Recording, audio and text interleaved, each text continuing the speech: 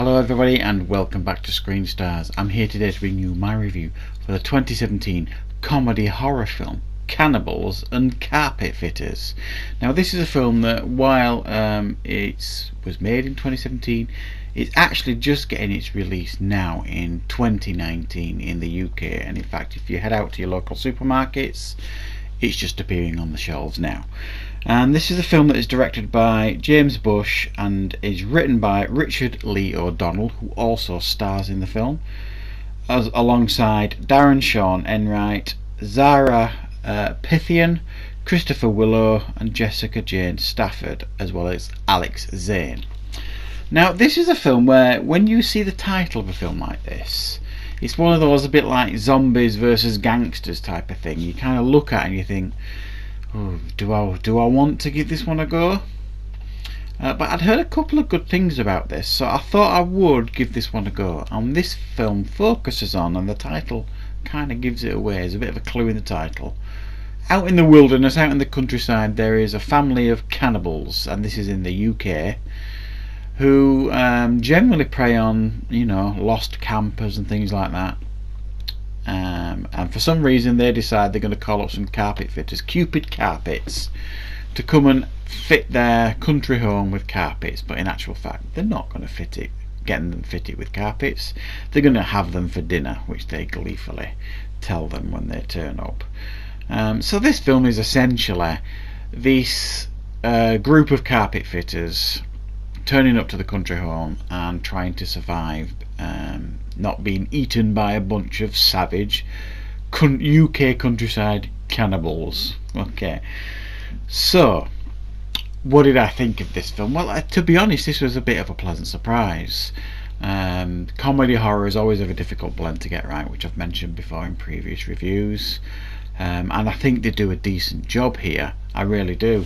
A couple of the acting performances, you could tell they're inexperienced in regards to acting, but I think for the most part it delivers. There's a lot of funny things about this film, in a sense that just the situation, the fact that this is in the UK countryside and there are cannibals, which was hilarious to me. Do you know what I mean? Probably people down south in London think that us up north are all a load of cannibals anyway. I just thought the concept was really quite funny, and the situation is quite funny, and they don't deal with the humour in a slapstick kind of way, and it's not in your face humour. It's almost like the humour initially is it's almost like work-like banter. You can imagine the kind of humour that would be given between workmates that worked for a carpet company, the kind of humour that they would deliver to each other. So there's that kind of banter humour going on for the most part, and then the rest of the humour kind of comes from the situation they find themselves in, and some of the weapon choices and that kind of stuff. So I thought it was actually quite clever in its approach to telling the story here, and the humour for me for the most part worked, even though it is a distinctly British sense of humour. If you like that sort of thing, you're going to get it. I think maybe the humour wouldn't translate as well across the pond to America, but for the most part the humour hit home from me. There was not many misfires, and I did find myself genuinely chuckling throughout. The big surprise for me here was the special effects and the gore. It really doesn't hold back, and for me, I was really delighted with that, because I'm always going on about comedy horror films that they need to embrace both of it. They need to embrace the comedy and the horror, and if they get them both right, the blend's right, they're on to a winner here. A bit like Shaun of the Dead, who got it perfect.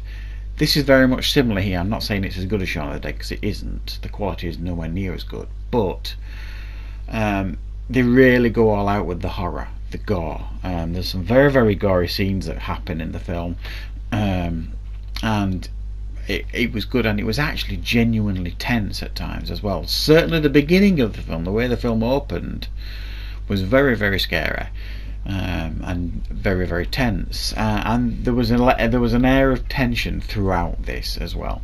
So I think for the most part they got it right. I mean, there are some misfires going on with this film. There's huge plot holes that you've got to kind of ignore. For example, this And I'm not saying they're intelligent anyway, this bunch of cannibals, but they've obviously been operating in this house for quite some time, preying on unsuspecting campers, as I've already mentioned, which they could probably get away with, I suppose. But then they decide to call out these carpet fitters and start eating them for lunch, if you like, and they decide they're going to take them out. Well, for me, it was just a terrible plan, because they have the address of this house, this carpet fitters, because there's two sets of workers turn up in different vans because they know it's a big job, and then the boss ends up turning up because he can't get in touch with them, and back at the office there's the secretary.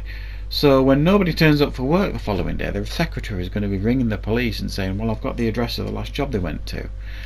You know, it's just, yeah, the massive plot holes for me that when you actually think about it, you just think that they're, you know, not very intelligent. But the cannibals, I suppose, they're not meant to be intelligent. But yeah, and some of the acting performances, like I say, were a little bit, I wouldn't say bad, but you could see they were inexperienced actors. But yeah, I've got to say, I had quite a lot of fun with this film. It was immeasurably better than I expected it to be. I'll say that much for sure. The gore surprised me, and I think the comedy blend they generally got right for the humour as well. So I'm going to give it a 6 out of 10. I thought it was a lot of fun. I thought it was well made. The effects were good. It looked polished. Sound design, everything was good, and everything made this very, very watchable. So if you like comedy horrors, especially British based comedy horrors, I think you're in for a little bit of a treat with this one. So go and pick it up from the Asda shelves or supermarket shelves. I think you might enjoy this one. So yeah, thank you very much for watching, everybody, and of course I will see you next time on Screen Stars.